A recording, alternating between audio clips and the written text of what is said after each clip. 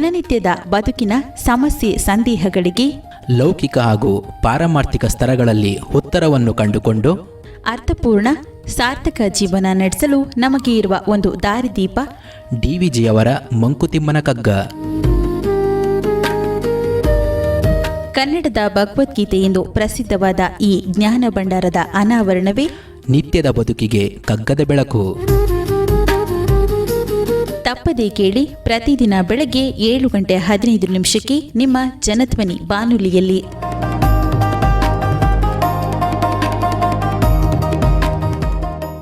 ಆತ್ಮೀಯ ಶ್ರೋತೃಗಳಿಗೆ ನಮಸ್ಕಾರ, ಸುಪ್ರಭಾತ. ಡಿವಿಜಿರವರ ಮಂಕುತಿಮ್ಮನ ಕಗ್ಗದ ಅಧ್ಯಯನ ನಿತ್ಯದ ಬದುಕಿಗೆ ಕಗ್ಗದ ಬೆಳಕು, ಈ ಕಾರ್ಯಕ್ರಮವನ್ನು ಇವತ್ತು ಮುಂದುವರ್ಸೋಣ. ಧರ್ಮವೆಂಬುದದೇನು, ಧರ್ಮವೆಂಬುದದೇನು, ಕರ್ಮವೆಂಬುದದೇನು, ಕರ್ಮವೆಂಬುದದೇನು, ಬ್ರಹ್ಮಾಂಡ ಕಥೆಯೇನು, ಬ್ರಹ್ಮಾಂಡ ಕಥೆಯೇನು, ಜೀವಿತವಿದೇನು, ಜೀವಿತವಿದೇನು, ಬ್ರಹ್ಮವೆಲ್ಲಕ್ಕೂ ಮೂಲ, ಬ್ರಹ್ಮವೆಲ್ಲಕ್ಕೂ ಮೂಲ, ಮಾಯೆ ತತ್ಕೃತಿ ಜಾಲ, ಮಾಯೆ ತತ್ಕೃತಿ ಜಾಲ, ಬ್ರಹ್ಮವೇ ಜೀವನವು ಮಂಕುತಿಮ್ಮ. ಬ್ರಹ್ಮವೇ ಜೀವನವು ಮಂಕುತಿಮ್ಮ. ಸೊ ನಾವು ಈ ರೀತಿಯ ಪ್ರವಚನಗಳನ್ನಾಗಲಿ ಅಥವಾ ಧರ್ಮ ಇಂಥದ್ದಕ್ಕೆಲ್ಲ ಸಂಬಂಧಿಸಿದಂಥ ಪುಸ್ತಕಗಳನ್ನಾಗಲಿ ಓದೋದಕ್ಕೆ ಶುರು ಮಾಡಿದಾಗ ಕೆಲವು ಪದಗಳು, ಕೆಲವು ಟರ್ಮಿನಾಲಜೀಸ್ ನಮಗೆ ಪದೇ ಪದೇ ಬರೋದು ನಾವು ನೋಡ್ತೀವಿ. ಅದು ಒಂದೇನು, ಧರ್ಮ, ಕರ್ಮ, ಬ್ರಹ್ಮಾಂಡ. ಸೊ ಈ ಥರದ ಒಂದು ಪದಗಳನ್ನು ನಾವು ಪದೇ ಪದೇ ಕೇಳ್ತೀವಿ. ಸೊ ಆ ಪದಗಳ ಪ್ರಾಮುಖ್ಯತೆ ಏನು, ಆ ಪದಗಳನ್ನು ನಾವು ಸುಲಭವಾಗಿ ಹೇಗೆ ಅರ್ಥ ಮಾಡ್ಕೊಳ್ಬಹುದು ಅನ್ನೋದಕ್ಕೆ ಅನುಕೂಲ ಆಗೋ ರೀತಿಯಲ್ಲಿ ಡಿವಿಜಿಯವರು ಕೆಲವು ಮುಂದಿನ ಮುಕ್ತಕಗಳಲ್ಲಿ ಸೂಚನೆಗಳನ್ನು ನಮಗೆ ಕೊಟ್ಟಿದ್ದಾರೆ. ಸೊ ಅದನ್ನು ನಾವು ಸ್ವಲ್ಪ ಇಲ್ಲಿ ನೋಡೋಣ.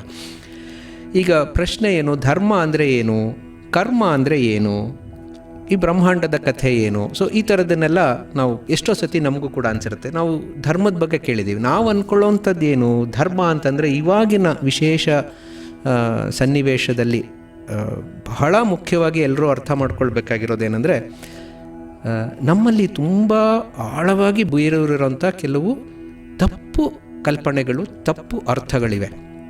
ಈಗ ಉದಾಹರಣೆಗೆ ಧರ್ಮ ಅಂತಂದರೆ ನಿಮ್ಮ ಧರ್ಮ ಯಾವುದು ಅಂತ ನಾವು ಕೇಳ್ತೀವಿ. ಯಾರಾದ್ರು ಕೇಳಿದಾಗ ಏನು ಹೇಳ್ತಾರೆ, ನಮ್ಮದು ಹಿಂದೂ ಧರ್ಮ ಅಂತಾರೆ, ನಮ್ಮದು ಕ್ರಿಶ್ಚಿಯನ್ ಧರ್ಮ ಅಂತಾರೆ, ನಮ್ಮದು ಮುಸ್ಲಿಂ ಧರ್ಮ ಅಂತಾರೆ. ಮೂಲಭೂತವಾಗಿ ಇದಕ್ಕಿಂತ ಹೆಚ್ಚು ತಪ್ಪಾದಂಥ ಕಲ್ಪನೆ ಇಲ್ಲವೇ ಇಲ್ಲ ಅಂತ ಹೇಳ್ಬೋದು. ಯಾಕೆಂದರೆ ಧರ್ಮ ಅಂತ ಅನ್ನೋದಕ್ಕೂ ನಾನು ಹಿಂದುವೋ ಮುಸಲ್ಮಾನನೋ ಕ್ರಿಸ್ತನೋ ಅಂತ ಅನ್ನೋದಕ್ಕೂ ಸಂಬಂಧವೇ ಇಲ್ಲ. ಧರ್ಮ ಅಂತ ಅನ್ನೋದು ಎಲ್ಲರಿಗೂ ಅನ್ವಯವಾಗುವಂಥ ಒಂದು ಜೀವನ ಕ್ರಮ. ಹಾಗಾದರೆ ಹಿಂದೂ, ಕ್ರಿಸ್ತ, ಮುಸಲ್ಮಾನ ಅದೇನು, ಅದು ಮತಗಳು ಅಂತ ನಾವು ಹೇಳ್ತೀವಿ. ಮತ ಅಂದರೆ ಒಪಿನಿಯನ್. ನನ್ನ ಅಭಿಪ್ರಾಯದಲ್ಲಿ ಇದು ಚೆನ್ನಾಗಿದೆ ಅಂತ ನನಗನ್ನಿಸಿದಾಗ ನಾನು ಇದನ್ನು ಫಾಲೋ ಮಾಡ್ತೀನಿ. ಆದರೆ ನಾನು ಯಾವುದನ್ನೇ ಫಾಲೋ ಮಾಡಿದ್ರೂ ಕೂಡ ನನಗೆ ಮೂಲವಾಗಿ ಅನ್ವಯವಾಗುವಂಥ ಕೆಲವು ನಿಯಮಗಳಿರುತ್ತೆ, ಅದನ್ನು ನಾವು ಧರ್ಮ ಅಂತ ಕರಿತೀವಿ. ಅದನ್ನು ಅರ್ಥ ಮಾಡ್ಕೊಳ್ಳೋದು ಹೇಗೆ ಅನ್ನೋದು ಸ್ವಲ್ಪ ಸುಂದರವಾದಂಥ ರೀತಿಯಲ್ಲಿ ಡಿವಿಜಿಯವರು ಇಲ್ಲಿ ಹೇಳ್ತಾರೆ. ಈಗ ಒಂದು ಉದಾಹರಣೆಯನ್ನು ನಾವು ತಗೊಳ್ಳೋಣ. ಈಗ ಸಪೋಸ್ ನಾನು ಯಾವುದೋ ಒಂದು ಹೊಸ ಬಟ್ಟೆ ತೊಗೋಬೇಕು ಅಂತ ಅಂದ್ಕೊಳ್ಳೋಣ. ನಾನು ಎಲ್ಲಿಗೆ ಹೋಗ್ತೀನಿ, ಬಟ್ಟೆಯ ಅಂಗಡಿಗೆ ಹೋಗ್ತೀನಿ. ಆ ಬಟ್ಟೆಯ ಅಂಗಡಿನಲ್ಲಿ ನನಗೆ ಯಾವುದು ಬೇಕೋ ಆ ಥರದ ಬಟ್ಟೆಯನ್ನು ತೋರಿಸಿ ಅಂತೀನಿ.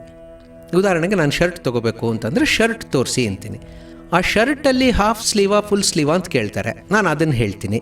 ಸೊ ಆಮೇಲೆ ಈ ಬಣ್ಣನ ಆ ಬಣ್ಣನ ನಾನು ಹುಡುಕ್ತಾ ತೊಗೊಳ್ತೀನಿ ಅಲ್ವಾ. ಸೊ ಹಾಗೆಯೇ ಇದು ಅಟ್ಲೀಸ್ಟ್ ನಮ್ಮದು ಶರ್ಟ್ ಹುಡುಕೋದು ಅಂದರೆ ಬಹಳ ಸುಲಭದ ಕೆಲಸ. ಈ ಸೀರೆ ಹುಡುಕೋದು ಬಹಳ ಕಷ್ಟ ಅಲ್ವಾ. ಯಾವ ಥರದ ಸೀರೆ, ಯಾವ ಥರದ ಬಾರ್ಡರು, ಆ ಬಾರ್ಡರ್ಗೆ ಯಾವ ಥರ ಸೆರಗು, ಸೊ ಈ ಥರದ್ದೆಲ್ಲ ಏನೋ ಬಹಳಷ್ಟು ಇದಿರುತ್ತೆ. ಅದಕ್ಕೆ ಆ ಬಟ್ಟೆಯ ಅಂಗಡಿಗೆ ಹೋಗಿ ಆಚೆ ಈಚೆ ನಾವು ಹಿಂಗೆ ಸುಮ್ಮನೆ ಕಣ್ಣು ಹಾರಿಸಿದ್ರೆ ಸಾಕು, ಅದೆಷ್ಟೋ ಸಾವಿರಾರು ಥರದ ಬಟ್ಟೆಗಳಿರುತ್ತೆ. ಈಗ ಸೀರೆ ತೊಗೊಂಡು ಬರ್ತೀನಿ ಅಂತ ಹೋದರೆ 1,000 ಸೀರೆ ನೋಡ್ಬೇಕು ಒಂದು ಸೀರೆ ತೊಗೊಳಕ್ಕೆ, ಶರ್ಟೂ ಅಷ್ಟೇ. ಸೊ ಹಾಗಾದ್ರೆ ಏನಾಯಿತು, ನನಗಲ್ಲೆಲ್ಲ ಕಾಣಿಸ್ತಾ ಇರೋವಂಥದ್ದು ಏನು, ಎಷ್ಟೊಂದು ಇದೆಯಪ್ಪ ಅಂತ ಕಾಣಿಸ್ತಾ ಇದೆ. ಆದರೆ ಎಲ್ಲವೂ ಬಟ್ಟೆ. ಒಂದರ್ಥದಲ್ಲಿ ನೋಡಿದರೆ ಎಲ್ಲವೂ ಬಟ್ಟೆ. ಆ ಬಟ್ಟೆ ಸೀರೆಯ ರೂಪದಲ್ಲಿದೆ, ಸೀರೆಗಳು 100 ರೂಪದಲ್ಲಿದೆ. ಅದೇ ಬಟ್ಟೆ ಶರ್ಟಿನ ರೂಪದಲ್ಲಿದೆ, 10 ಶರ್ಟ್ಗಳು ಕಾಣಿಸ್ತಾ ಇವೆ ಅಲ್ವಾ? ಸೊ ಎಲ್ಲ ಶರ್ಟ್ಗಳಿಗೂ ಮೂಲ ಒಂದೇ, ಅದು ಬಟ್ಟೆ. ಕಾಟನ್ ಬಟ್ಟೆ ಅಂತ ಅಂದ್ಕೊಂಡ್ರೆ ಕಾಟನ್ ಬಟ್ಟೆ ಮೂಲ. ಕಾಣಿಸ್ತಾ ಇರುವಂಥ ಶರ್ಟ್ಗಳು ಸೀರೆಗಳು ನೂರಾರು. ಅದೇ ಥರ ನಾನು ಆರ್ನಮೆಂಟ್ಸ್ ಆಭರಣಗಳ ಅಂಗಡಿಗೆ ಹೋದೆ ಅಂತ ಅಂದ್ಕೊಳ್ಳೋಣ. ಕಿವಿಗೆ ಹಾಕ್ಕೊಳ್ಳೋದು ಬೇರೆ ಥರ ಇರುತ್ತೆ, ಮೂಗಿಗೆ ಹಾಕ್ಕೊಳ್ಳೋದು ಬೇರೆ ಥರ ಇರುತ್ತೆ, ಕೈಗೆ ಹಾಕ್ಕೊಳ್ಳೋದು ಬೇರೆ. ಚಿನ್ನದ ಆಭರಣಗಳೇ ಎಲ್ಲ ಆಭರಣಗಳು ಒಂದೊಂದು ಥರ ಇರುತ್ತೆ, ಎಲ್ಲವೂ ಚೆನ್ನಾಗೇ ಕಾಣಿಸುತ್ತೆ. ಆದರೆ ಮೂಲ ವಸ್ತು ಯಾವುದು? ಎಲ್ಲದಕ್ಕೂ ಚಿನ್ನನೇ. ಆದರೆ ನಾವು ಅಂಗಡಿಗೆ ಹೋದಾಗ ನಾವು ಅದನ್ನು ಚಿನ್ನ ಕೊಡಿ ಅಂತ ಕೇಳಲ್ಲ. ನಾವು ಕೇಳಬೇಕಾದ್ರೆ ಬಳೆ ಕೊಡಿ ಅಂತೀವಿ. ಆ ಬಳೆನಲ್ಲಿ ಇಂಥ ಬಳೆ ತೋರಿಸಿ ಅಂತೀವಿ. ಹೇಗೆ ಸೀರೆಯಲ್ಲೆಲ್ಲ ಹುಡುಕ್ತೀವೋ, ಶರ್ಟಲ್ಲಿ ಹುಡುಕ್ತೀವೋ, ಹಾಗೆ ಇಲ್ಲಿ ಮೂಲ ವಸ್ತು ಯಾವುದು? ಮೂಲ ವಸ್ತು ಚಿನ್ನ. ನಮಗೆ ಗೋಚರವಾಗುವಂತಹ ವಸ್ತು ಬಳೆಯಾಗಬಹುದು, ಮೂಗುತಿ ಆಗಬಹುದು, ಕಿವಿಗೆ ಹಾಕ್ಕೊಳ್ಳೋದಾಗ್ಬೋದು, ಯಾವುದಾದ್ರೂ ಆಗ್ಬೋದು. ಎಲ್ಲವನ್ನು ಕರಗಿಸಿದಾಗ ನನಗೇನು ಸಿಗುತ್ತೆ? ನನಗೆ ಸಿಗೋದು ಚಿನ್ನವೇ. ಆ ಬಟ್ಟೆ ನಾನು ಹಾಕ್ಕೊಳ್ಳೋವಂಥ ಶರ್ಟು, ಅದು ನಾನು ಶರ್ಟಾಗಿ ಇನ್ನು ಉಪಯೋಗಿಸೋಕ್ಕಾಗಲ್ಲ ಅಂತಂದರೆ ಏನಾಯಿತು? ಬರೀ ಬಟ್ಟೆಯಾಗಿ ಉಳೀತು, ಶರ್ಟಾಗಿ ಉಳಿಲಿಲ್ಲ. ಸೊ ಹಾಗೆ ಇದೇ ಒಂದು ಉಪಮೆ ನಾವು ವಿಶ್ವಕ್ಕೆ, ಸೃಷ್ಟಿಗೆ ಹೋಲಿಸಿದಾಗ ನಮಗೇನು ಗೊತ್ತಾಗತ್ತಪ್ಪ ಅಂತಂದರೆ, ಬ್ರಹ್ಮವೆಲ್ಲಕ್ಕೂ ಮೂಲ. ನಮಗೆ ವೈವಿಧ್ಯಮಯವಾದಂಥ ಜಗತ್ತು ಕಾಣಿಸ್ತಾ ಇದೆ. ಜೀವ ಇಲ್ಲದ ಜಡ, ಜೀವವೂ ಇದೆ, ಜಡವೂ ಇದೆ. ಜೀವದಲ್ಲಿ ಅದೆಷ್ಟು ವೈವಿಧ್ಯ ನಮಗೆ ಕಾಣಿಸುತ್ತೆ, ಜಡದಲ್ಲಿ ಅದೆಷ್ಟು ವೈವಿಧ್ಯ ಕಾಣಿಸ್ತಾ ಇದೆ, ಎಲ್ಲವೂ ಕಾಣಿಸ್ತಾ ಇದೆ. ಎಲ್ಲಕ್ಕೂ ಮೂಲ ಯಾವುದು? ಬ್ರಹ್ಮ ಎಲ್ಲಕ್ಕೂ ಮೂಲ. ಮಾಯೆ ಅಂತ ನಾವು ಏನು ಕಳೆದ ಸರ್ತಿ ಹೇಳಿದ್ವಿ. ಮಾಯೆ ಅಂದ್ರೇನು? ಮಾಯ. ಯಾವುದು ಒಂದು ಪಾರಮಾರ್ಥಿಕವಾದಂಥ ಸತ್ಯವಲ್ಲವೋ, ಯಾವುದು ಎಲ್ಲ ಕಾಲಕ್ಕೂ ಇರೋದಿಲ್ವೋ ಅದು ಮಾಯೆ. ಸೊ ಮಾಯೆ ಅನ್ನೋದೇನು? ತತ್ ಕೃತಿ ಜಾಲ. ಬ್ರಹ್ಮ ಮಾಡಿರೋಂಥ ಒಂದು ಜಾಲ, ಬ್ರಹ್ಮನಿಂದ ನಿರ್ಮಿತವಾದಂಥ ಒಂದು ಜಾಲ. ಹೇಗೆ ಚಿನ್ನದಿಂದ ನಿರ್ಮಿತವಾದಂತಹ ಅನೇಕ ಆಭರಣಗಳು ಒಂದು ಚಿನ್ನದ ಅಂಗಡಿಯಲ್ಲಿರುತ್ತೋ, ಹೇಗೆ ಬಟ್ಟೆಯಿಂದ, ಹತ್ತಿಯ ಬಟ್ಟೆಯಿಂದ ಮಾಡಿದಂತಹ ಅನೇಕ ಸೀರೆಗಳು, ಶರ್ಟುಗಳು, ಪ್ಯಾಂಟುಗಳು ಒಂದು ಬಟ್ಟೆ ಅಂಗಡಿಯಲ್ಲಿರುತ್ತೋ, ಹಾಗೆ ಈ ಜಗತ್ತು ಅನ್ನುವಂಥ ಒಂದು ಅಂಗಡಿಯಲ್ಲಿ ಮೂಲ ವಸ್ತು ಬ್ರಹ್ಮನಿಂದ ಮಾಡಲ್ಪಟ್ಟಂಥ ಅನೇಕ ವಸ್ತುಗಳು ನಮಗೆ ಕಾಣಿಸ್ತವೆ. ಹಾಗಾಗಿ ಬ್ರಹ್ಮಕ್ಕೂ ಜೀವನಕ್ಕೂ ವ್ಯತ್ಯಾಸ ಇಲ್ಲ. ಅಲ್ಲಿ ಏನು ಮೂಲ ಇತ್ತೋ ಆ ಮೂಲವೇ ನಾವು ಪ್ರಪಂಚದಲ್ಲಿ ನೋಡ್ತಾ ಇರೋದು. ಹೇಗೆ ಹತ್ತಿಯ ಬಟ್ಟೆಗೂ ಮತ್ತು ಒಂದು ಸೀರೆಗೂ ಮೂಲದಲ್ಲಿ ವ್ಯತ್ಯಾಸ ಇಲ್ವೋ, ವ್ಯಕ್ತ ಆಗ್ತಾ ಇರುವಂಥದ್ದು ಬೇರೆ, ಆದರೆ ಮೂಲದಲ್ಲಿ ಹೇಗೆ ವ್ಯತ್ಯಾಸ ಇಲ್ಲವೋ, ಹಾಗೆಯೇ ಮೂಲ ಬ್ರಹ್ಮನಿಗೂ ವ್ಯಕ್ತ ಜಗತ್ತಿಗೂ ವ್ಯತ್ಯಾಸ ಇಲ್ಲ. ಅದು ನಮಗೆ ಕಣ್ಣಿಗೆ ಕಾಣುವ ರೀತಿ, ಅದರಲ್ಲಿ ಮಾತ್ರ ವ್ಯತ್ಯಾಸ. ಸೊ ಆ ಬ್ರಹ್ಮನ ಪ್ರಕಟಿತ ರೂಪವೇ ಜೀವನ.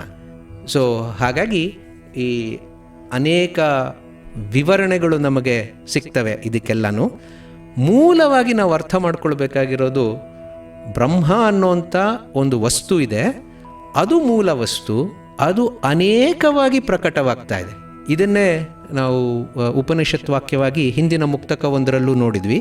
ಒಂದಿದ್ದಂತಹ ಬ್ರಹ್ಮ ಅನೇಕವಾಗ್ತೀನಿ ಅಂತ ಹೇಳಿ ಬೇರೆ ಬೇರೆ ರೀತಿಯಲ್ಲಿ ಪ್ರಕಟವಾದದ್ದು ಹೇಗೋ, ಹಾಗೆಯೇ ಇವತ್ತು ಜೀವನವನ್ನು ನಾವು ನೋಡುವಾಗ ಪ್ರತಿಯೊಂದು ಅಂಶದಲ್ಲೂ ಬ್ರಹ್ಮನ ಅಂಶ ಇದೆ ಅನ್ನೋದನ್ನು ಹಿನ್ನೆಲೆಯಾಗಿ ನಾವು ಇಟ್ಕೊಂಡು ನೋಡಿದಾಗ ಜೀವನದಲ್ಲಿಯೇ ನಾವು ಬ್ರಹ್ಮವನ್ನು ಕಾಣೋದಕ್ಕೆ ಸಾಧ್ಯ ಆಗುತ್ತೆ. ನಾವು ಯಾವುದು ಮಿಥ್ಯೆ ಅಂತ ತಳ್ಳಿ ಹಾಕ್ತಾ ಇದ್ವೋ, ಆ ಮಿಥ್ಯೆ ಅನ್ನೋಂಥ ಮಾಯೆಯೇ ನಮಗೆ ಬ್ರಹ್ಮನನ್ನು ತೋರಿಸುವಂತಹ ಒಂದು ಪಾಠಶಾಲೆಯಾಗುತ್ತೆ. ಸೊ ಮಿಥ್ಯೆ ಅಂತ ನಾವು ತಳ್ಳಿ ಹಾಕೋದು ಬೇಡ, ಜೀವನವನ್ನು ಸಂಭ್ರಮಿಸೋಣ, ಜೀವನದಲ್ಲಿ ಬ್ರಹ್ಮನನ್ನು ಕಾಣೋಣ ಅನ್ನೋಂಥದ್ದು ಇಲ್ಲಿ ಮುಖ್ಯವಾದಂಥ ಅಂಶ.